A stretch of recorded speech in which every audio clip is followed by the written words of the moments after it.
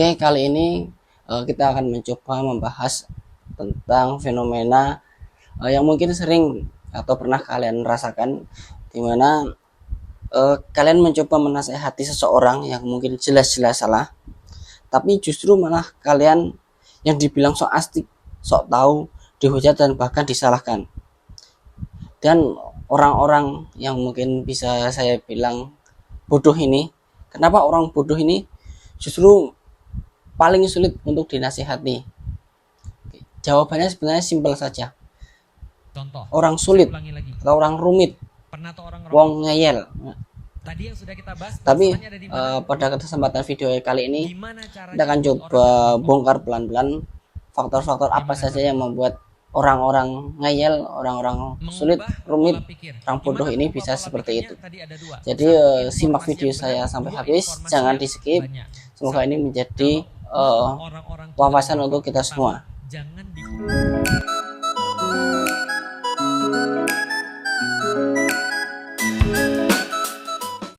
Sebelum kita bahas lebih dalam, kita harus tahu terlebih dahulu dasarnya kenapa orang-orang bodoh ini bisa sengeyel ini, susah dinasihati. Jadi ada dua orang psikolog, yaitu bernama David Dunning dan juga Justin Kruger, menemukan fakta yang aneh, bahwa orang yang paling tidak kompeten justru adalah orang yang paling percaya diri. Mungkin kalian bisa bertanya-tanya, kenapa kok bisa? Padahal justru orang yang percaya diri adalah orang yang merasa mampu, adalah orang yang merasa kompeten di bidangnya mungkin ya. Kenapa? Karena untuk menyadarkan bahwa kalian atau mungkin saya itu salah, butuh kecerdasan tertentu. Dan sayangnya orang-orang ini yang mungkin susah dikasih tahu. Mungkin contohnya gini, ketika kalian memberikan nasihat atau menyampaikan kebenaran ke seseorang, atau mungkin kita sedang dinasehati, kita perlu yang namanya kesadaran diri. Kita perlu membuka otak kita atau perlu merefresh pikiran kita untuk mau mendengarkan nasihat orang yang ingin memberikan nasihat kepada kita atau menyampaikan kebenaran kepada kita. Seperti itu. Tapi sayangnya yang saya berikan tadi, yang saya jelaskan tadi, orang-orang itu tidak sadar dan mereka tidak tahu kalau sebenarnya itu mereka juga tidak tahu. Ketika kita memberikan nasihat kepada seseorang, pasti orang yang mendengarkan itu pasti akan membentengi diri mereka dengan yang namanya menggunakan ego. Karena nasihat terdengar seperti ancaman atau serangan bagi mereka orang-orang dibawa ke sanatorium yang hidup dari ego. Ini dibawa ke sanatorium. Sebenarnya bukan karena isinya salah atau nasihat kita salah, justru karena nasihat kita itu benar.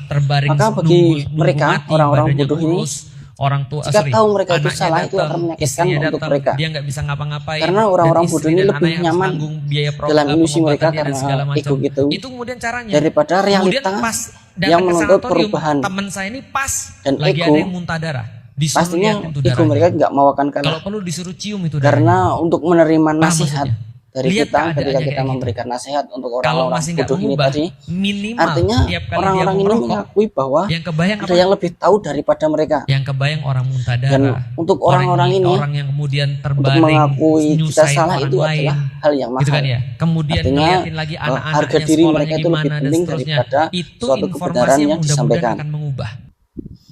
Faktanya, orang-orang ngeyel ini atau bahasa kasarnya orang-orang bodoh ini jarang sendirian. Biasanya mereka bikin suatu ekosistem atau perkumpulan atau organisasi atau lingkaran sosial yang saling memvalidasi satu sama lain. Yang penting rame, yang penting sepakat satu sama lain. Benar atau tidak itu tidak penting.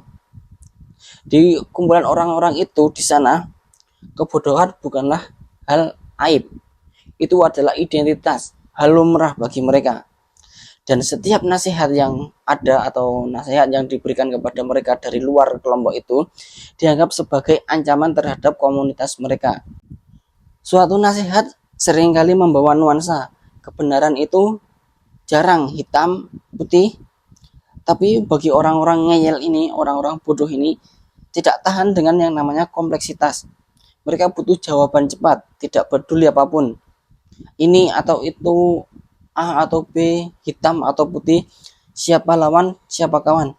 Mereka tidak mencari yang namanya pemahaman. Mereka hanya mencari suatu kebenaran. Mungkin bisa saya contohkan seperti ini. Mungkin dari kita atau mungkin saya sendiri pernah mengalami ketika masa-masa sekolah, ketika kita sedang ujian, kita tidak menyangkal bahwa ada teman kita yang mungkin menanyakan jawaban kepada kita. Kita ambil contoh saja untuk soal matematika, karena soal matematika itu adalah ilmu pasti karena ada rumusnya. Ketika teman saya menanyakan jawaban, saya tidak langsung memberikan jawabannya ini A, B, C, atau D. Saya akan memberikan rumusnya atau caranya. Tapi kebanyakan dari teman saya, ketika saya kasih pemahaman itu, mereka nggak mau, mereka tidak peduli. Yang mereka inginkan hanyalah jawabannya aja.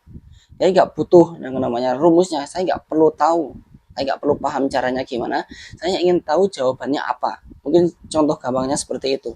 Mungkin dari teman-teman pernah mengalami atau menemui teman rekan atau teman sekolahnya yang memiliki sifat sama seperti itu. Tapi tunggu dulu, jangan merasa puas diri, jangan merasa besar kepala, jangan buru-buru merasa paling pintar sendiri.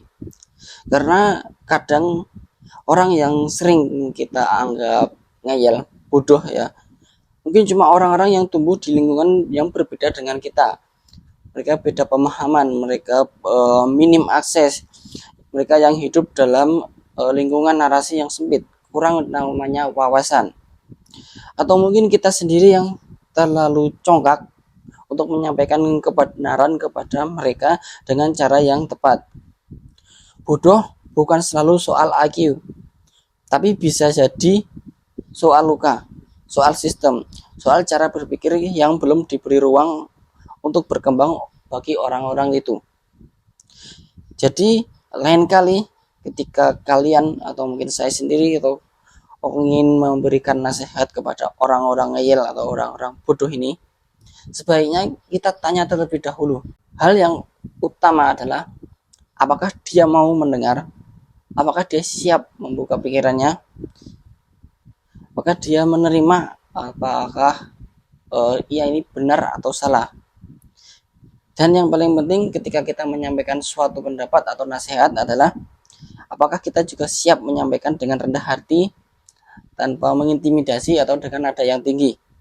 Atau sebenarnya mungkin kalian jangan sampai beradu ego satu sama lain. Kalian harus turunkan ego masing-masing.